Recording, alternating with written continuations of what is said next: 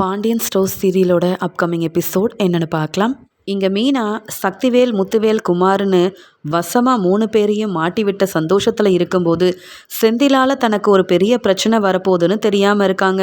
மீனாவோட அப்பா கிட்ட தனக்கு வேலைக்காக மறுபடியும் இந்த வேலை கிடச்சிரும்ல அப்படின்னு கேட்டு தெரிஞ்சுக்கிட்டு அங்கே பாண்டியன் கொடுத்த 10 லட்ச ரூபா பணத்தையும் மீனா அப்பா கிட்ட கொடுத்துட்டு ரொம்ப நிம்மதியாக சந்தோஷமாக வந்துடுறாரு.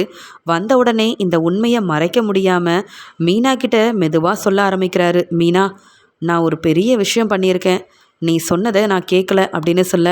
என்ன சொல்ல வரீங்க? மாமா சொன்ன மாதிரியே பணத்தை பேங்க்கில் போட்டுட்டீங்கல்ல அப்படின்னு கேட்க, இல்லை மீனா, உங்கள் அப்பாவை பார்க்க போயிருந்தேன், கண்டிப்பாக இந்த வேலை கிடைக்கும்னு சொன்னார். அப்பா கொடுத்த 10 லட்ச ரூபா பணத்தை உங்கள் அப்பா கிட்ட நம்பிக்கையாக கொடுத்துட்டு வந்திருக்கேன். எனக்கு வேலை கிடைச்ச உடனே எப்படியும் இந்த பணத்தை திருப்பி கொடுத்துருவேன்ற நம்பிக்கை இருக்குது மீனான்னு சொல்ல, மீனா பேரதிர்ச்சியோட என்னங்க செஞ்சுட்டு வந்திருக்கீங்க அப்படின்னு கேட்குறாங்க. உடனே செந்திலும், உன்கிட்ட கூட சொல்லக்கூடாதுன்னு தான் நினச்சேன், ஆனால் உன்கிட்ட நான் எந்த உண்மையும் மறைச்சதில்லையே, அதான் இதையும் சொல்லிட்டேன். வீட்டில் யார்கிட்டையும் சொல்லிடாத, அதுவும் அப்பாவுக்கு தெரிஞ்சா அவ்வளவுதான், பிரச்சனை பெருசாயிரும். உனக்கே தெரியும், இன்னும் ஒரு மாதத்தில் உங்கள் அப்பா எனக்கு வேலை வாங்கி தந்துடுறேன்னு நம்பிக்கையாக சொல்லியிருக்காரு. வேலை கிடைச்ச உடனே அந்த பணத்தை எப்படியும் நான் அப்பாவுக்கு திருப்பி கொடுத்துருவேன். ஆனால் இந்த உண்மையை யார்கிட்டையும் சொல்லி கொடுத்துறாத, என்னை மாட்டி விட்டுறாத அப்படின்னு சொல்லும்போது, இல்லைங்க, நீங்கள் செஞ்சது பெரிய தப்பு. என் அப்பாவை சொல்லணும். அவர் யார் உங்ககிட்ட பணம் வாங்குறதுக்கு? ஏன் நீங்கள் அவரோட மாப்பிள்ளை தானே? உங்களுக்கு ஒரு வேலை வாங்கி கொடுக்க அவரால் முடியாதா? இல்லை அவர்கிட்ட பணம் இல்லையா? இப்படி மாமாவோட பணத்தை நீங்கள் உங்கள் வேலைக்காக கொண்டு போய் கொடுத்துருக்கக்கூடாதுங்க. அது பெரிய தப்பு. படித்து வேலை கிடைச்சா பரவாயில்ல, பணம் கொடுத்தா வேலை வாங்கணும்? எத்தனை பேராளுங்க இப்படிலாம் செய்ய முடியும்? நீங்கள் செஞ்சது ரொம்ப பெரிய தப்பு. உங்கள் மேலே உள்ள நம்பிக்கையில் தானே மாமா பணம் கொடுத்தாரு அப்படின்னு வீட்டுக்கு வந்த செந்தில மீனா வெளுத்து வாங்குறாங்க. மீனாவால் நம்ம மாட்டிக்க கூடாதே, இந்த உண்மையை பேசாமல் மீனா கிட்ட சொல்லாமையே இருந்திருக்கலாம் அப்படின்னு செந்தில் யோசிக்கிறாரு. முத்துவேல் ஃபோன் பண்ணி கூப்பிட்டதால அங்கே குமார், சக்திவேல்னு எல்லாரும் போய் நிற்க பேரதிர்ச்சியோட, சக்தி, என்ன நடக்குதுங்க? ஒரே நேரத்தில் நம்மளோட மில்லு, ஃபேக்ட்ரி, இங்கே வீடுன்னு எல்லா இடத்துலையும் இப்படி பெரிய பெரிய ஆஃபீஸர் வந்து சரியாக நம்மக்கிட்ட பணம் இருக்குன்னு கண்டுபிடிச்சி எடுத்துகிட்டு போயிருக்காங்கன்னா யாரோ திட்டம் போட்டு தான் அவங்கள வர வச்சுருக்காங்க. ஆமாம், இதெல்லாம் யாருக்காவது தெரியுமா? இல்லை நம்ம வீட்டில் இம்புட்டு பணம் இருக்குன்னு அப்படி யாருக்கும் பெருசாக தெரியாதுல்ல அப்படின்னு கேட்க, கடையில் உள்ள பணத்தையும் எடுத்துட்டாங்களானே அப்படின்னு சொல்லி கேட்கும்போது, ஆமாம், எல்லாமே ஒன்றும் இல்லாமல் ஆயிடுச்சு. நாம் இத்தனை வருஷம் கஷ்டப்பட்டு சேர்த்து வச்ச பணம், ஏன் வீட்டில் உள்ள டாக்குமெண்ட் எல்லாத்தையும் கூட எடுத்துட்டாங்கல்ல அப்படின்னு கேட்க, ஆமாண்ணே, அதான் என்னால் தாங்கிக்க முடியல, உடனே உங்களை பார்க்க வந்தேன். அந்த ஆஃபீஸரெல்லாம் வீட்டுக்குள்ளே வரும்போதே உங்களுக்கு ஃபோன் பண்ண நினச்சேன், ஃபோனெல்லாம் வாங்கி வச்சுட்டாங்கண்ணே. எல்லாத்துக்கும் காரணம் நம்ம வீட்டுக்கு வந்த மருமக அந்த அரசியால் தான். அவள் வந்ததால் தான் இப்படிலாம் நமக்கு நடக்குது போல் அப்படின்னு கோவமாக பேசுகிறாரு. உடனே இங்கே குமாரும், நாம் கொஞ்சம் கவனமாக இருந்திருக்கணும்ப்பா, இப்படி எல்லாருக்கும் தெரிகிற மாதிரி பணத்தெல்லாம் நம்ம காமிச்சிருக்கக்கூடாது அப்படின்னு சொல்ல, நம்ம வீட்டில் என்ன வேணாலும் செய்வோம் குமார், ஆனால் தேடி வந்து சரியாக இப்படி பணத்தெல்லாம் எடுத்துகிட்டு போயிருக்காங்கன்னா யாரோ நமக்கு தெரிஞ்சவங்க தான் அப்படி செஞ்சுருக்காங்க. நாம் தலை நிமிர்ந்து வாழ்கிறது பிடிக்காமல் அந்த பாண்டியன் வீட்டில் உள்ளவங்க கூட இப்படி செஞ்சுருக்கலாம். ஆனால் இன்றைக்கி பணம் இல்லாமல் அசிங்கப்பட்டு அவமானப்பட்டு நிற்கிறது நாம தானே. சொந்தக்காரங்களுக்கெல்லாம் தெரிஞ்சால் வெளியில் தலை காட்ட முடியாது குமார் அப்படின்னு பேசிகிட்டு இருக்காரு சக்திவேல். சரி சக்தி, முதல்ல வீட்டுக்கு போவோம், அப்புறமா என்ன செய்யலான்னு முதல்ல யோசிப்போம். இப்படிலாம் நடக்கும்னு நான் எதிர்பார்க்கவே இல்லை தெரியுமா? நம்மக்கிட்ட இருந்த பணத்தை வச்சு நான் எதிர்பார்த்த மாதிரி அந்த பெரிய இடத்த வாங்கினா நல்லா இருக்கும்னு நினச்சேன். அதில் நம்ம கடைக்காக ஒரு பெரிய ரூமெல்லாம் கட்டணும்னு ஆசைப்பட்டேன். ஆனால் இப்படி நடக்கும்னு எதிர்பார்க்கல. எல்லாத்துக்கும் காரணம் அந்த பாண்டியன் தான். நம்ம நல்லபடியாக முன்னேறது அந்த பாண்டியனுக்கு பிடிக்கல போல் இப்படிலாம் செஞ்சுருக்காங்க அப்படின்னு ரொம்ப கோவத்தில் 3 பேரும் கிளம்பி வீட்டுக்கு போகிறாங்க. இங்கே அப்பத்தா இங்கே மாரிக்கிட்டையும் வடிவுக்கிட்டையும், என்னடி நடக்குது? நம்ம குடும்பத்துக்கு மட்டும் ஏன் இம்புட்டு பிரச்சனை வந்துக்கிட்டே இருக்குது? எல்லாரும் சந்தோஷமாக ஒத்துமையாக இருக்கணும்னு நினச்சா அதை மட்டும் நடக்க மாட்டேங்குது. இப்படி வீட்டில் இருக்க பணம், நகை, இங்கே இருந்த டாக்குமெண்ட்டுன்னு எல்லாத்தையும் எடுத்துகிட்டு போயிருக்காங்க. இதெல்லாம் என் பசங்களால் தாங்கிக்கவே முடியாது, கஷ்டப்பட்டு சம்பாதிச்ச பணமாச்சே அப்படின்னு சொல்லி அப்பத்தா அழ ஆரம்பிக்கிறாங்க. அந்த சமயம் முத்துவேல், சக்திவேல்னு எல்லாரும் ரொம்ப சோகமாக வரதை பார்த்துட்டு, ஏப்பா முத்து, என்னப்பா நடக்குது இங்கே? யாருப்பா அவங்க? எதுக்குப்பா வந்து எங்களெல்லாம் ஓரமாக உட்கார வச்சுட்டு வீட்டில் இருந்த அம்புட்டு பொருளையும் எடுத்துகிட்டு போயிட்டாங்க? நீ சம்பாதிச்ச பணம் தானே, கேட்டு பேசி அதெல்லாம் வாங்கிட்டு வர முடியாதாப்பா அப்படின்னு கேட்குறாங்க. அம்மா, இதெல்லாம் பேசி வாங்க முடியாதுமா. அவங்க நாம் தப்பாக சம்பாதிச்ச பணம்னு நினைக்கிறாங்க. அது மட்டும் இல்லை, அந்த பணம்லாம் கணக்கிலேயே இல்லாத பணம்னு நினைக்கிறாங்க. அதனால தான் யாரோ சொல்லிதாம்மா திட்டம் போட்டு இப்படி ஒரே நேரத்தில் வீட்டுக்கு மட்டும் இல்லாமல் கடைக்கு, இங்கே மில்லு அப்படின்னு நமக்குன்னு இருக்கிற எல்லா இடத்துக்கும் வந்து சேர்த்து வச்ச பணம் எல்லாத்தையும் எடுத்துகிட்டு போயிருக்காங்கன்னா, இது யாரோ திட்டம் போட்டு தாம்மா இப்படி வர வச்சுருக்காங்க. சாதாரணமாக இத்தனை வருஷமாக நம்ம இருக்கோம், யாரும் இப்படி வந்ததும் இல்லை, இப்படி நம்ம ஏமாந்து போனதும் இல்லையேம்மா அப்படின்னு சொல்லும்போது, உடனே இங்கே குமாரை பார்த்து முறைச்சிக்கிட்டே சக்திவேல் சொல்கிறாரு, இது எல்லாத்துக்கும் காரணம் யாருன்னு தெரியுமா? எல்லாம் இந்த அரசி தான். எந்த நேரத்தில் கல்யாணம் பண்ணி இந்த அரசியை இந்த வீட்டுக்கு இவன் கூட்டிகிட்டு வந்தானோ தெரியல. இப்போ வரைக்கும் வீட்டில் சந்தோஷமே இல்லாமல் சேர்த்து வச்ச பணத்தையும் யார் யாரோ வந்து எடுத்துகிட்டு போகிறாங்க. இதில் நம்ம பதில் பேச முடியாமல் அவமானப்பட்டுல நிற்கிறோம். எல்லாத்துக்கும் காரணம் அந்த பாண்டியன் வீட்டிலேருந்து வந்த பாண்டியனோட மக தான் அப்படின்னு சொல்லும்போது இங்கே கண் கலங்கி போய் நிற்கிறாங்க அரசி. அரசிக்கு ரொம்ப கோபம் வருது. உடனே இங்கே அப்பத்தா கிட்ட சொல்கிறாங்க, அப்பத்தா, என் அப்பாவோ நானோ திட்டம் போட்டு இப்படியெல்லாம் செய்யலை. இந்த பணத்துக்காக அவங்க செய்ய வேண்டியதெல்லாம் செஞ்சுருந்தா யாரும் வந்து கேள்வி கேட்டிருக்க மாட்டாங்க. கணக்கில் காட்டாத பணம்னா கேள்வி கேட்க தானே செய்வாங்க. இதில் ஏன் தப்பு என்ன இருக்குது அப்படின்னு சொல்லி கேட்குறாங்க. உடனே குமார், என்ன என் அப்பா பேசுனா நீ எதிர்த்து பேசுவியா? அவ்வளோ திமிரா உனக்கு? நாங்களே கோபத்தில் இருக்கோம். இந்த மாதிரி பேசின அப்புறம் இந்த வீட்டில் இருக்க முடியாது. உன்னை பாண்டியன் வீட்டுக்கே அனுப்பிடுவேன், புரியுதான்னு சொல்ல உடனே முத்துவேலும், குமார், நமக்கு இருக்கிற கோவத்தை மற்றவங்க கிட்ட காமிச்சா எடுத்துகிட்டு போன பணத்தெல்லாம் கொண்டு வந்து கொடுத்துருவாங்களா? போதும் போதும், நீயும் உங்கள் அப்பா மாதிரியே பேசாத. யோசிச்சு நமக்குன்னு வர வேண்டிய பணத்தை எப்படியாவது வாங்கிட்டு வரணும். அதை பற்றி மட்டும் யோசிங்க. சரி, நாளைக்கு நான் போய் அந்த ஆஃபீஸர்கிட்ட பேசி எப்படியாவது புரிய வச்சு அந்த பணத்தெல்லாம் நான் வாங்கிட்டு வரேன்னு சொல்ல, அண்ணே நானும் வரேனே அப்படின்னு சொல்கிறாரு. வேண்டாம் சக்தி, வீட்டிலையே நீ இவ்வளோ கோவப்படுற. அவங்கக்கிட்டலாம் கோவப்பட்டா அப்புறம் நம்ம நிலமை ரொம்ப கஷ்டமாயிரும். நானே போய் பேசி எல்லாத்தையும் சரி செஞ்சு வாங்கிட்டு வரேன். நீ வீட்டிலையே இரு. இத்தனை வருஷம் கஷ்டப்பட்டு உழைச்ச உழைப்பு எல்லாத்தையும் ஒரே நாளையில் எடுத்துகிட்டு போயிட்டாங்களே அப்படின்னு ரொம்ப சோகத்தில் இருக்கார் முத்துவேல். இங்கே தங்கமயிலோட அம்மா பாக்கியம் தங்கமயில்கிட்ட, பாத்தியா, வீட்டுக்கு வந்தவங்கெல்லாம் உன்னை பற்றி கேள்வி கேட்குறாங்க. மாப்பிள்ளை கோவமா உன்னை திட்டி வீட்டில் விட்டுட்டு போனது எல்லாருக்கும் தெரிஞ்சிருச்சு. இனி ஒவ்வொருத்தரும் வீடு தேடி வந்து தங்கமயிலுக்கும் உங்கள் மருமகனுக்கும் பிரச்சனையாமே, இனி தங்கமயில் வீட்டில் தான் இருப்பாளான்னு கேள்வி கேட்பாங்க. எப்படியோ முடிஞ்ச அளவு பொய் சொல்லியாவது உனக்கு கல்யாணம் பண்ணி வச்சிட்டேன்ல, இனி ஏன் பொறுப்பு முடிஞ்சது. இனி அந்த வீட்டில் சந்தோஷமாக வாழ்கிறதும் இல்லை ஓரமாக உட்காந்து அழுதுட்டுருக்கிறதும் உன் கையில் தான் இருக்குது. மாப்பிள்ளைக்கிட்ட பேசி சமாதானப்படுத்தி அந்த வீட்டுக்கு போகிற வழியை பாரு. உன்னால் இன்னும் என்னால் அவமானப்பட்டுட்டு இருக்க முடியாது. உன் அப்பா இப்போ வரைக்கும் வேலைக்குன்னு போகிறதில்ல. எப்படியோ உன் தங்கச்சியை நான் படிக்க வச்சிட்ருக்கேன். உன்ன மாதிரியே ஒரு நல்ல இடத்துல உன் தங்கச்சிக்கு ஒரு நல்ல வரன் வர வேண்டாமா? அவளுக்கு கல்யாணம் பண்ணி வைக்க வேண்டாமா? இன்னும் எத்தனை நாள் இந்த வீட்டில் இருக்கிறதா நினைக்கிற? போதும் போதும், உனக்கு நான் சப்போர்ட் பண்ண வரைக்கும் போதும். ஆமாம், உன் கல்யாணத்துக்காக நான் போய் சொன்னது உண்மை. அதுக்குன்னு மாப்பிள்ளை கோவமாக இருந்தால் அப்படியே இந்த வீட்டில் இருந்தால் எல்லாம் சரியாயிருமா? மாப்பிள்ளை வந்து கூப்பிடலைனாலும் நீ ஏன் போய் அந்த வீட்டில் இருந்தால் யாரும் உன்னை வீட்டை விட்டு வெளியில் அனுப்ப மாட்டாங்க. உண்மையாகவே மாப்பிள்ளைக்கு உன் மேலே கோவம் இருந்தால், நீ படிக்கலை, நாங்கள் சொன்ன மாதிரி நீ வந்து பெரிய படிப்பெல்லாம் படிக்கலை, இங்கே வந்து +2 வரைக்கும் தான் படிச்சிருக்கேன்ற உண்மையை அங்கே வீட்டில் எல்லாருக்கிட்டையும் சொல்லி உன்னை அவமானப்படுத்தியிருப்பார். இங்கே சரவணன் மாப்பிள்ளை அப்படி செய்யலைல்ல, அதிலையே புரிஞ்சுக்கணும் அவருடைய நல்ல மனசு என்னன்னு. நாளைக்கே கிளம்பு, வீட்டுக்கு போனால் எல்லாம் சரியாயிரும். மாப்பிள்ளையும் ஓ ஞாபகமாக தான் இருப்பார். நீ அவருக்கு புரிய வை. அதை விட்டுட்டு இங்கேருந்து எங்களை அவமானப்படுத்திட்டு இருக்காத, புரியுதா இல்லையா அப்படின்னு பாக்கியம் ரொம்ப கோவமாக தங்கமயில்கிட்ட பேச, தங்கமயில் யோசிக்கிறாங்க. ஃபோன் பண்ணால் கூட சரவணன் மாமா என்னன்னு பேச மாட்டேங்கிறாரு. என் மேலே அம்புட்டு கோவமாக இருக்க. வீட்டில் உள்ளவங்களும் அரசி கல்யாணத்தை பற்றியே யோசிக்கிறாங்க. நான் இங்கே வந்து இத்தனை நாள் ஆகுது, என்னை வர வைக்கணும்னு கூட யோசிக்க மாட்டேங்கிறாங்க. அப்படி இருக்கும்போது நானாக போனால் யாராவது மதிப்பாங்களா? இல்லை சரவணன் மாமா தான் என்னை ஏற்றுக்க போகிறாரா? அம்மா வேற புரிஞ்சுக்காம என்னை மறுபடியும் பாண்டியன் மாமா வீட்டுக்கு போக சொல்கிறாங்க. என்ன செய்ய, எப்படி பிரச்சனையை சமாளிக்கன்னு தெரியலையே. சரவணன் மாமா என்னை ஏற்றுப்பாரோ மாட்டாரோ? நான் நாளைக்கு எப்படியும் அங்கே கிளம்பி தான் ஆகணும், வேற வழி இல்லை அப்படின்னு பாக்கியம் பேசின பேச்சால் மனவேதனையில் தனியாக உட்காந்து இங்கே வந்து தங்கமயில் என்ன செய்யனே தெரியாமல் அழ ஆரம்பிக்கிறாங்க. அடுத்த நாள் காலையில் இங்கே சக்திவேலும் குமாரும் மில்லுக்கு கிளம்பும்போது இங்கே முத்துவேல் சொல்கிறாரு, நான் போய் அந்த ஆஃபீஸரெல்லாம் பார்த்துட்டு வரேன். ஃபோன் பண்ணி என்னை வர சொல்லியிருக்காங்க, ஏதோ விசாரிக்கணுமா அப்படின்னு சொல்லும்போது, நானும் கூட வரேனே அப்படின்னு சொல்ல, வேண்டாம் வேண்டாம், எல்லாம் எனக்கு தெரியும், நான் பார்த்துக்கிறேன், நான் போயிட்டு வந்துடுறேன். நீ மில்லில் இருக்க வேலையெல்லாம் பாரு, இனியாவது கொஞ்சம் பொறுப்பாக கவனமாக இருக்கணும் சக்தி அப்படின்னு சொல்லிட்டு ஆஃபீஸர் எல்லாத்தையும் பார்க்குறதுக்காக வர சொன்னதால் முத்துவேல் தனியாக கிளம்பி போகிறாரு.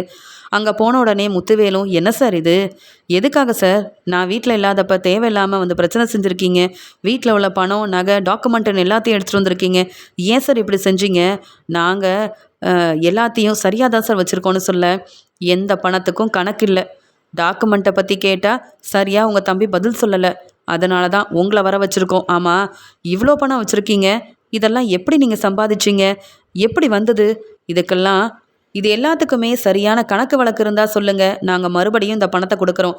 ஆனால் நீங்களாக பேசி எங்களை ஏமாற்றி மறுபடியும் பணத்தை வாங்கிட்டு போகலான்ற எண்ணத்தோடு வந்திருந்தா இப்போவே கிளம்பிருங்கன்னு சொல்ல, சார் கொஞ்சம் பொறுமையாக இருங்க சார், நீங்கள் என்ன கேள்வி கேட்டாலும் நான் சொல்கிறேன் அப்படின்னு சொல்கிறாரு முத்துவேல். அப்போ தான் ஒவ்வொரு டாக்குமெண்ட்டையும் எடுத்து, இது எப்போ வாங்கினது, யார்கிட்ட இருந்து வாங்கினீங்க, எவ்வளோ பணத்துக்கு வாங்கினீங்க, அந்த பணம் எங்கேருந்தெல்லாம் வந்தது, எப்படி சம்பாதிச்சிங்க அப்படின்னு ஒவ்வொன்றுத்துக்கும் கணக்கு கேட்க முத்துவேலால் பதில் பேச முடியல.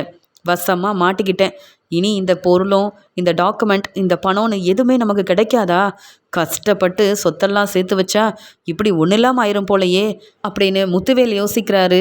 என்ன பதில் சொல்லனே தெரியாமல் இருக்க அங்கேருந்த ஆஃபீஸரும், சார் இவங்க எல்லாரும் பெரிய ஆளுங்க சார், இவங்களுக்குன்னு மில்லு இருக்குது, 4-5 கடை இருக்குது, நிறைய இடத்துல பெருசாக நிலம்லாம் வாங்கி போட்டிருக்காங்க, இடம் வாங்கி போட்டிருக்காங்க சார், அது மட்டும் இல்லாமல் நிறையா வீடெல்லாம் இவங்க வாடகைக்கு விட்டுருக்காங்க. ஆனால் அதெல்லாம் எப்படி வந்ததுன்னு கேள்வி கேட்டால் இவங்கக்கிட்ட இருந்த எந்த பதிலுமே இல்லை.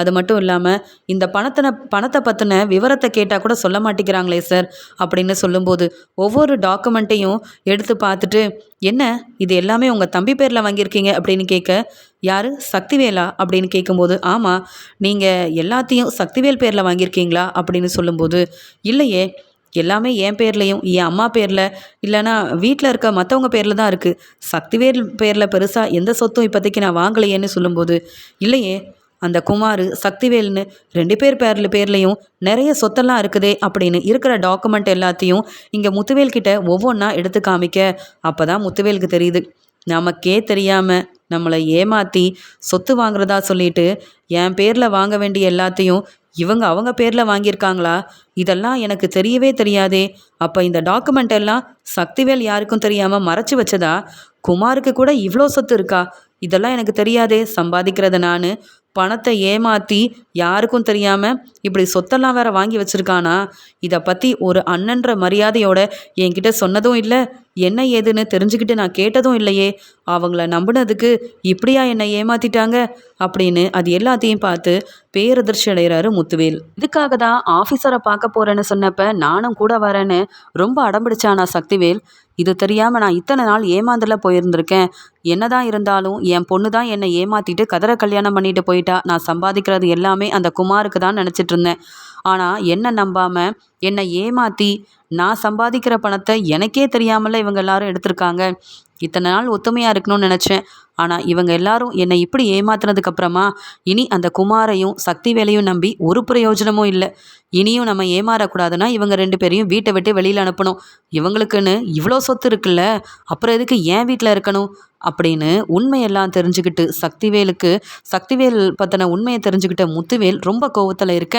அங்கே இருக்க ஆஃபீஸரும், என்ன சார் கேள்வி கேட்டால் ஒன்றும் தெரியாத மாதிரி உட்காந்துருக்கீங்க, உங்கள் தம்பி பேரில் தானே இது எல்லாமே இருக்குது, நீங்கள் தானே வாங்கி கொடுத்துருப்பீங்கல்ல, இல்லை அவரை கூப்பிட்டு நாங்கள் விசாரிக்கணுமான்னு கேட்கும்போது, சார் நான் உண்மையை சொல்கிறேன், நான் தெரியாமல் இந்த மாதிரி செஞ்சுட்டேன், ஆனால் இனி இப்படிப்பட்ட தப்பெல்லாம் நாங்கள் செய்ய மாட்டோம், என்னென்ன நாங்கள் சம்பாதிக்கிறோமோ அதுக்கு சரியாக கணக்கு வழக்க நாங்கள் வைப்போம், உங்களுக்கு தர வேண்டியதையும் கொடுக்குறோம், ஆனால் இந்த பணத்தெல்லாம் கொடுத்துருங்க சார், ஏற்கனவே என் தம்பியை நம்பி நான் ரொம்ப ஏமாந்துட்டேன்னு உங்கள் மூலமாக தான் தெரிய வந்திருக்கு, இவ்வளோ சொத்தையும் ஏன் தம்பி வாங்கியிருப்பான்னு எனக்கே தெரியாது சார், அவன் இது எல்லாத்தையும் மறைச்சி வச்சுருக்கான், இப்போ எல்லா டாக்குமெண்ட்டையும் நீங்கள் எடுத்துகிட்டு வர போய் தான் இந்த உண்மையே எனக்கு தெரிய வருது, இதை பற்றி கேள்வி கேட்டால் நான் என்னென்னு பதில் சொல்ல முடியும் அப்படின்னு சொல்லும்போது, நீங்கள் பதில் சொன்னால் மட்டும்தான், நேர்மையாக இருந்தால் மட்டும்தான் இதெல்லாம் உங்களுக்கு திரும்பி கிடைக்கும், இல்லைனா இதை கேட்டோ நீங்கள் இதை திரும்பி வந்தாலும் எங்களால் உங்களுக்கு உதவி செய்ய முடியாது, இப்படி சம்பாதிச்சு தான் நீங்கள் உங்கள் குடும்பத்தை பார்த்துக்கணுமா, நீங்கள்லாம் எவ்வளோ பெரிய ஆளுங்க, இங்கே கணக்கில் இல்லாத பணத்தை வீட்டில் வச்சுருக்கிறது தப்பு, இதில் வேற இவ்வளோ பணத்தையும் இப்படி தான் சேர்த்துருக்குறீங்க அப்படின்னு வெளுத்து வாங்குறாங்க இங்கே முத்துவேலை. உடனே சரி நீங்கள் கிளம்புங்க, இன்னொரு நாள் வர சொல்கிறோம், நீங்கள் சரியான கணக்கு வழக்கூட வந்தால் எங்களை வந்து பார்க்கலான்னு சொல்லி அனுப்புகிறாங்க. முத்துவேல் அங்கேருந்து வெளியில் வரும்போதே அவருக்கு ஒரு பக்கம் ரொம்ப கோவமாகவும் வருது. இப்படி நம்ம சம்பாதிச்ச பணத்தை ஏமாந்துட்டோமே அப்படின்ற மன வேதனையோட வீட்டுக்கு கிளம்பி வராரு. வந்த உடனே வடிவு, என்னாச்சுங்க ரொம்ப சோகமாக இருக்கீங்க, காஃபி கொண்டு வரட்டுமா அப்படின்னு கேட்க, எடுத்துட்டு வந்து குடுமா வடிவு. முத்துவேல், நீ போன விஷயம் என்னப்பா ஆச்சு? அந்த பணம் டாக்குமெண்ட்டுன்னு எல்லாத்தையும் கொடுத்துருவாங்கல்ல அப்படின்னு அப்பத்தா கேட்குறாங்க.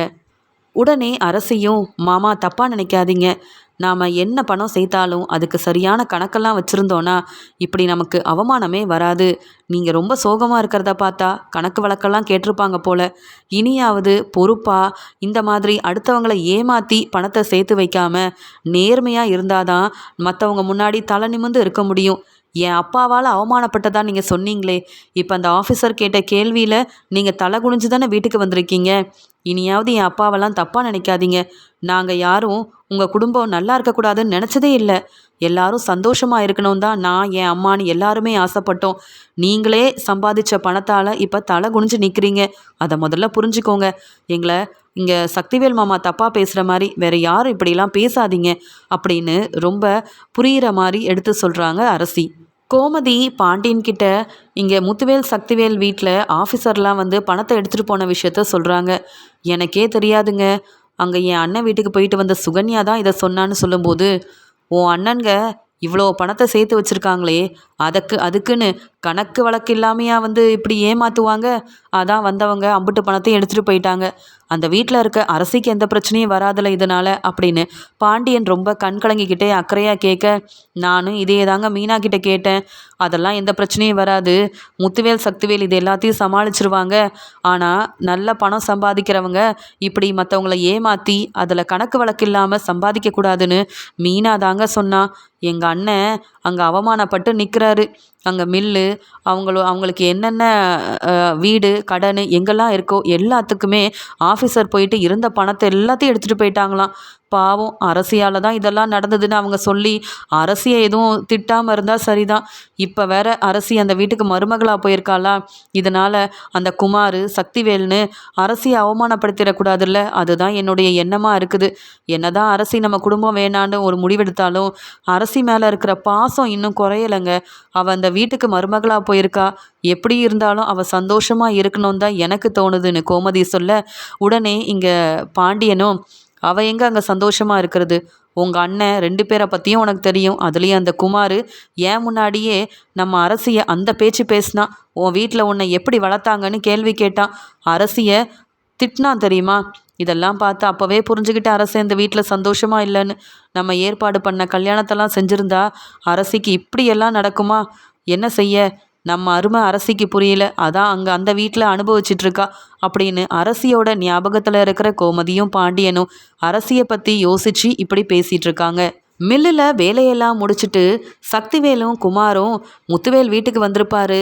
ஆஃபீஸரை வேற போய் பார்க்கணுன்னு சொன்னார். அண்ணங்கிட்ட அவங்க என்ன சொன்னாங்கன்னு தெரியலையேன்னு வீட்டுக்கு வந்து, இங்கே அண்ணே நீங்கள் ஆஃபீஸரெல்லாம் போய் பார்த்தீங்கல்ல, பணம் கிடச்சிரும்ல அப்படின்னு சொல்லும்போது, பணம் கிடைக்கல, அதை பற்றி அப்புறமா பேசலாம், உன்கிட்ட ஒரு முக்கியமான விஷயம் பேசணும் அப்படின்னு எல்லாரும் முன்னாடியும் முத்துவேல் பேச, உடனே இங்கே குமார், பெரியப்பா அந்த பணம்லாம் நம்ம கஷ்டப்பட்டு சம்பாதிச்சது, நீங்கள்லாம் எவ்வளோ கஷ்டப்பட்டுருக்கீங்க பெரியப்பா, யாரோ வேணும்னே திட்டம் போட்டு தான் பெரியப்பா இப்படி செஞ்சுருக்காங்க அப்படின்னு சொல்லும்போது, திட்டம் போட்டது வேற யாரும் இல்லை குமார், நீயும் உன் அப்பா சக்திவேலும் தான், நான் தான் ஏமாந்துட்டேன் அப்படின்னு சொல்லும்போது, என்ன பெரியப்பா சொல்கிறீங்கன்னு கேட்க, இதுக்கு மேலே எதுவும் தெரியாத மாதிரி நடிச்சிங்கன்னா 2 பேர்த்தையும் அப்புறம் இந்த வீட்டை விட்டே வெளியில் அனுப்பிடுவேன்னு சொல்கிறாரு முத்துவேல். அண்ணே என்னண்ணே, நீங்கள் ஆஃபீஸரை போய் பார்க்க போயிட்டு வந்துட்டு இம்பிட்டு கோவப்படுறீங்க, அதுவும் ஏன் மேலே, என்ன நினச்சிட்ருக்கீங்க, நான் என்னென்ன தப்பு செஞ்சேன் அப்படின்னு கேட்க, நீ எனக்கு தெரியாமல் எங்கெங்கேயோ உன் பேரில் நிறைய இடம்லாம் வாங்கியிருக்கியே, ஏன் நிறைய வீடெல்லாம் வேற வாங்கியிருக்க, யாரு கேட்டு சக்தி இப்படிலாம் செஞ்ச, யாருடைய பணத்தில் நீ சொத்து வாங்கி போடுறது அப்படின்னு கேட்குறாரு. இப்படி முத்துவேல் தனக்கு தெரிஞ்ச உண்மையை சக்திவேல்கிட்ட கேட்க ஆரம்பித்த உடனே குமாரும் சக்திவேலும் ஒருத்தர் பார்த்துக்கிறாங்க, திருன்னு முழிக்கிறாங்க, பதில் பேசாமல் நிற்கிறாங்க. உடனே அப்பத்தாவும், என்னாச்சு முத்து, என்ன சக்திவேல் அப்படி என்ன செஞ்சுருக்கான், எதுக்கு உன்னை ஏமாத்தினானா, என்னாச்சு அப்படின்னு கேட்க, அம்மா இன்றைக்கி ஆஃபீஸரை பார்க்க போனேம்மா, அந்த பணத்தெல்லாம் எப்படியாவது பேசி வாங்கிட்டு வரணும்னு நினச்சேன். ஆனால் ஒவ்வொரு டாக்குமெண்ட்டையும் காமிச்சு எல்லாமே உங்கள் தம்பி பேரில் இருக்குது, அதுலேயும் இங்கே நிறைய சொத்தெல்லாம் அவர் வாங்கி சேர்த்து வச்சுருக்காரு, உங்களுக்கு தெரியாதான்னு கேட்குறாங்க. அப்போதாம்மா தெரிஞ்சுது இத்தனை நாள் இந்த டாக்குமெண்ட் எல்லாம் தன்னுடைய ரூமில் யாருக்கும் தெரியாமல் இவங்க வச்சுருக்காங்க. சக்திவேல் மட்டும் இல்லாமல் என் மேலே நம்பிக்கை இல்லாமல் என்னையே ஏமாற்றி என் பணத்தை வச்சு இந்த குமாருக்கும் நிறைய சொத்தெல்லாம் வாங்கி வச்சுருக்கான் இந்த சக்தி. என்னதான் இருந்தாலும் இந்த வீட்டோட என் பொண்ணு ராஜி இந்த வீட்டிலேருந்து போனதுக்கப்புறமா நான் சம்பாதிக்கிற எல்லாமே குமாருக்கு தான் முடிவு பண்ணி வச்சுருந்தேன். ஆனால் என்னை ஏமாற்ற உங்கள் 2 பேத்துக்கும் எப்படி மனசு வந்தது? என்னையே நம்ப வச்சு ஏமாத்திட்டீங்கல்ல. உங்களெல்லாம் என்னென்னு சொல்கிறது? அப்போ நான் சேர்த்த சொத்தை விட உங்களுக்கு நிறைய சொத்து இருக்குது. இதெல்லாம் எனக்கு தெரியக்கூடாதுன்னு நினச்சேன்ல. அதுக்காகவே இந்த ஆஃபீஸர் வந்து இதெல்லாம் செஞ்ச மாதிரி எனக்கு தோணுது. இன்னைக்கு ஆஃபீஸர் மூலமாக இந்த உண்மை தெரியலனா என்றைக்குமே தெரிஞ்சிருக்காது. ஏன் சக்தி, உனக்கு ஏதாவது பிரச்சனை செஞ்சுருக்கனா? இல்லை உனக்கு தேவையானதை நான் வாங்கி தராமல் இருந்திருக்கிறேனா? இல்லை உன் பையன் குமாரை நான் என் பையனாக தானே நினச்சிருந்தேன். ஆனால் என்ன ஏமாற்றிட்டீங்கல்ல. அப்போ மில்லில் இங்கே கடையில் இருந்து எங்கேருந்துலாம் பணம் வருதோ எல்லாத்தையும் முன்னாடி தானே வச்சு நான் எல்லாத்தையும் செலவு செய்கிறதுக்கு எல்லா ஏற்பாடும் செய்வேன். ஆனால் நீ அதுலேயும் எனக்கு தெரியாமல் பணத்தை எடுத்திருக்க. இப்படி நீங்கள் நல்லா வாழணும், சந்தோஷமாக வசதியோடு இருக்கணுன்றதுக்காக அண்ணனு கூட பார்க்காம என்னையே ஏமாத்திட்டல அப்படின்னு சக்திவேல் கிட்ட கேட்க, அது அண்ணே நான் உங்களை ஏமாத்தணும்னு நினைக்கலண்ணே. என்னதான் இருந்தாலும் ராஜி உங்கள் பொண்ணு. ஒரு வேளை மனசு மாதிரி பாண்டியன் குடும்பமும் நீங்களும் ஒன்று சேர்ந்துட்டா அப்புறம் ராஜிக்கு தனியாக சொத்தெல்லாம் கொடுக்கணும்னு நினைப்பீங்க. நம்ம குடும்பத்தை அவமானப்படுத்திட்டு போன கோமதி ராஜின்னு இவங்களுக்கு நீங்கள் அப்புறம் சப்போர்ட் பண்ண ஆரம்பிச்சிட்டிங்கன்னா என் பையனும் நானும் எங்கண்ணே போகிறது? அதனால தான் நீங்கள் மனசு மாறுறதுக்குள்ளே இப்படி உங்களுக்கே தெரியாமல் செய்யணும்னு என் பையனுக்கும் எனக்கும் சேர வேண்டிய சொத்தெல்லாம் நான் ஏமாற்றி எடுக்கல, உரிமையோடு தான் இப்படிலாம் செஞ்சேன். இதில் என்னென்ன தப்பு இருக்குது அப்படின்னு எதிர்த்து கேள்வி கேட்குறாரு சக்திவேல். இதை கேட்ட உடனே முத்துவேலால் தாங்க முடியல. ஒரே குடும்பத்தில் இருக்கோம், எல்லாருக்காகவும் தான் நான் சம்பாதிக்கிறேன். நீ அங்கே மில்லுக்கு வரலனா கூட கஷ்டப்பட்டு ஒவ்வொரு இடத்துலையும் வேலை செஞ்சு இப்படி சொத்து வரதுக்கு முன்னாடியே குடும்பத்தை கவனிச்சுக்கிட்டது நான். ஆனால் இப்போ பணம் தான் முக்கியம், அண்ணன் முக்கியம் இல்லை நினச்சிட்டு எனக்கு தெரியாமல் இப்படிலாம் நீ செஞ்சுருக்கேன்னா இனி உன்னை எப்படி நான் நம்ப முடியும்? என்ன நீ நம்பலை? உன் பையனுக்கும் உனக்கும் தேவையான எல்லாத்தையும் சேர்த்து வச்சுக்கிட்டல. இனி அதே மாதிரி இந்த வீட்டில் நீ இருக்க வேண்டாம். ஏன்னா இது என்னுடைய வீடு, என் சம்பாத்தியத்தில் நான் கட்டின வீடு. அதனால் உன் பையனை கூட்டிகிட்டு இப்போவே வீட்டை விட்டு வெளியில் போ. என்னை ஏமாத்தின யாரும் இந்த வீட்டில் இருக்க வேண்டாம். சொத்துக்கு ஆசைப்பட்ட நீயும் உன் பையனும் என்னையே ஏமாத்திட்டீங்கல்ல. உங்களெல்லாம் நான் மன்னிக்கவும் மாட்டேன், என்னை ஏமாத்தினதை என்றைக்கும் மறக்கவே மாட்டேன். மரியாதையாக வீட்டை விட்டு வெளியில் போறியா அப்படின்னு சொல்கிறாங்க. அண்ணே என்னண்ணே நான் வெளியில் போகணுமா அப்படின்னு சொல்லும்போது, நீ தான் வெளியில் போகணும். இனியும் உன்னை நம்பி எந்த பொறுப்பையும் தர முடியாது. ஒன்னால தான் சொல்லப்போனால் இப்படி ஆஃபீஸை தேடி வந்து பணத்தெல்லாம் எடுத்துகிட்டு போயிருக்காங்க. நீ என்ன ஏமாத்தின, அவங்க உன்னை ஏமாற்றி எடுத்துகிட்டு போயிட்டாங்க. இனி அந்த டாக்குமெண்ட் எல்லாத்தையும் நீ வாங்க முடியாது. ஏன்னா கணக்கில் காட்டாத பணத்துலலாம் அம்புட்டையும் வாங்கி வச்சுருக்க. அதனால் வெளியில் போனாலும் பெருசாக நீ அவமானப்பட்டு தான் நிற்கணும். உன் பையன் குமாரையும் கூட்டிகிட்டு வீட்டை விட்டு வெளியில் போ. என்னை ஏமாத்துற உங்களுக்கு இந்த வீட்டில் இடமும் இல்லை, உங்களை உட்கார வச்சு சாப்பாடு தரணுன்ற அவசியமும் எனக்கு இல்லை அப்படின்னு கோவமாக சொல்ல, பெரியப்பா என்ன பெரியப்பா இப்படிலாம் பேசுகிறீங்க? அப்பாவையும் என்னையும் வீட்டை விட்டு வெளியில் போக சொல்கிறீங்கன்னு கேட்க, ஆமாம் நீ மட்டும் என்ன நல்ல வேலையாக செஞ்ச? பாண்டியனோட பொண்ணை கல்யாணம் பண்ணிட்டு கூட்டிகிட்டு வந்த, போனா போதுன்னு பொறுமையாக இருந்தேன், என்ன எதிர்த்து கேள்வி கேட்குறியா அப்படின்னு குமாரை பலார்னு வெளுத்து வாங்கி 2 பேரையும் வீட்டை விட்டே வெளியில் அனுப்புகிறாரு முத்துவேல். உடனே சக்திவேல், அண்ணே வேண்டானே, எனக்கு ரொம்ப கோவம் வருது, நீங்கள் இப்படிலாம் செய்வீங்கன்னு நான் எதிர்பார்க்கவே இல்லை. நான் குமாருக்காக செஞ்சதில் என்னென்ன தப்பு இருக்குது? நீங்கள் அப்பப்போ மனசு மாறுறீங்க, இதில் யாரை நம்புறது? அது மட்டும் இல்லை, மில்லில் நீங்கள் மட்டுமா உழைச்சிங்க, நீங்கள் மட்டுமா கஷ்டப்பட்டு வேலை பார்த்தீங்க? ஏன் நான் உங்களுக்கு துணையாக வேலை செய்யலைன்னா எப்படி நான் இவ்வளோத்தையும் சம்பாதிச்சிருப்பீங்கன்னு கேட்க, அந்த சம்பாதிச்ச பணத்துக்கு தான் நீ உன் பேர்லேயும் உன் பையன் பேர்லேயும் நிறைய சொத்தெல்லாம் வாங்கிட்ட. இனி உன்னோட உதவி எனக்கு வேண்டாம். தனியாகவே இருந்து சம்பாதிக்க எனக்கு தகுதி இருக்குது, எனக்கு எல்லாம் தெரியும், நீ கிளம்பி போயிட்டே இரு அப்படின்னு சொல்லும்போது, இங்கே உடனே அப்பத்தாவும், வேண்டாம் முத்து கொஞ்சம் பொறுமையாக இரு, இங்கே சக்திவேலையும் இங்கே குமாரையும் வெளியில் அனுப்புனா அப்புறம் மாறி ரொம்ப மனசு வேதனைப்படுவான்னு சொல்ல, தப்பு செஞ்சவங்கள தான் நான் வெளியில் அனுப்பியிருக்கேன். மாறி அரசின்னு இவங்க இந்த வீட்லேயே இருக்கலாம், அவங்கள நான் நல்லா பார்த்துப்பேன். தப்பு செஞ்சவங்க முதல்ல திருந்தணும். இன்னும் திருந்தாமல் வீட்டிலையே இருந்துக்கிட்டு என் பணத்தை அவங்க வந்து பயன்படுத்தணும்னு நினச்சா அதெல்லாம் சரிப்பட்டு வராது. இந்த குமார் என்னைக்காவது வேலைக்கு போயிருக்கானா, வேலை செஞ்சுருக்கானா, இல்லை சம்பாதிச்சிருக்கானா, கஷ்டப்பட்டிருக்கானா வீட்டுக்குன்னு? இல்லைல்ல, அவனுக்கெல்லாம் இப்போவே சொத்து தேவைப்படுதா என்ன? இந்த சக்திவேலை சொல்லணும் முதல்ல. அதனால் என் முடிவை நான் மாற்றிக்க போகிறதே இல்லை. என்னை ஏமாத்தின சக்திவேல் குமார் முகத்தில் நான் முழிக்கவும் மாட்டேன். அதனால் அவங்க இந்த வீட்டுக்குள்ளேயே வரக்கூடாது வீட்டு பக்கமும் வர வேண்டாம். எனக்கு சக்திவேல் தம்பியும் இல்லை, இந்த குமார் என்னை இனி பெரியப்பான்னு உரிமையோட கூப்பிட வேண்டிய அவசியமும் கிடையாது. என்னை இவங்க ஏமாத்தினதை என்னால் நினச்சி கூட பார்க்க முடியலன்னு கண் கலங்கி பேசிட்டு 2 பேரையும் வீட்டை விட்டு வெளியில் அனுப்பிட்டு இங்கே தன்னுடைய ரூமுக்கு ரொம்ப கோவமாக போகிறாரு முத்துவேல். இங்கே வீட்டில் எல்லாரும் ரொம்பவே மனசு வேதனையோடு இருக்க அரசிக்கு ரொம்ப சந்தோஷம். சக்திவேலும் இந்த குமாரும் திட்டம் போட்டு என் வாழ்க்கையை ஒன்றும் இல்லாமல் செஞ்சாங்க. இன்னைக்கு முத்துவேல் அவரே இவங்கள பற்றி தெரிஞ்சுக்கிட்டு வெளுத்து வாங்கி வீட்டை விட்டு வெளியில் அனுப்பிட்டாரு. இனி குமார் இந்த வீட்டுக்குள்ளே வரவே முடியாது. இப்படி நடக்கணும்னு எதிர்பார்த்தேன். இப்போ எனக்கு ரொம்ப சந்தோஷமாக இருக்குது. இந்த குமார் சக்திவேல்னு 2 பேரையும் எப்படியாவது அவமானப்படுத்தணும்னு நினச்சேன். ஆனால் நான் நினச்சதை முத்துவேல் செஞ்சிட்டாரு. இனி குமாரும் சக்திவேலும் இந்த வீட்டு பக்கமே வர முடியாது. நான் நினச்ச மாதிரியே எல்லாம் நல்லபடியாக நடக்குதுன்னு குமார் சக்திவேல் அவமானப்பட்டு வீட்டை விட்டு வெளியில் போனதால் அரசி ரொம்ப சந்தோஷத்தில் இருக்காங்க.